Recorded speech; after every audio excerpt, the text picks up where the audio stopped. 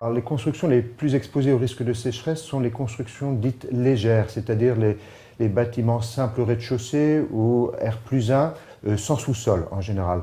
Parce qu'il faut bien comprendre le phénomène. Le phénomène du retrait-gonflement des argiles, c'est un peu comme une éponge, si vous voulez. C'est-à-dire c'est sec. Quand c'est sec, ça se rétracte. Quand c'est humide, ça gonfle. Simplement, ça ne va pas gonfler de la même manière sous le bâtiment et ça va être beaucoup plus sensible autour du bâtiment. Donc cela va amener des fissures. Il y a plusieurs techniques pour réduire la vulnérabilité des constructions. Premièrement, il faut travailler sur le bâti lui-même. Le bâti, superstructure et infrastructure. Infrastructure, ce sont les fondations. Il faut descendre un peu plus profondément les fondations.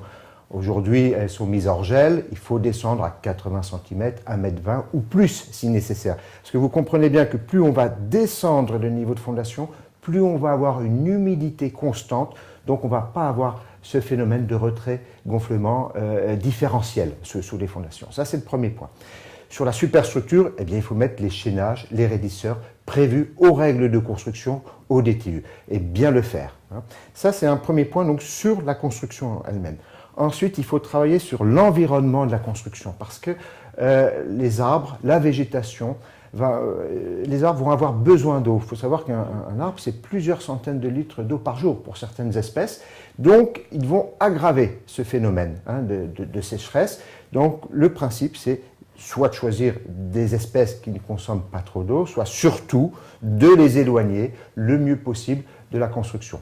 Et enfin, lors de l'utilisation du bâtiment, il faut faire attention à tout ce qui est réseau d'eau. Les réseaux qui rentrent dans le bâtiment, les réseaux qui sortent du bâtiment, et faire attention à l'étanchéité de ces réseaux, parce qu'on comprend bien que s'il y a un problème de non-étanchéité, on va avoir tout à coup une poche d'eau et ça va gonfler. Donc, il faut faire réaliser une étude de sol. Il faut le dire à celui qui va acheter la construction, au maître d'ouvrage, faites réaliser une étude de sol. Alors, il y a parfois des freins qui sont le coût de l'étude de sol et des conséquences de l'étude de sol, où il va falloir descendre un peu les fondations, peut-être.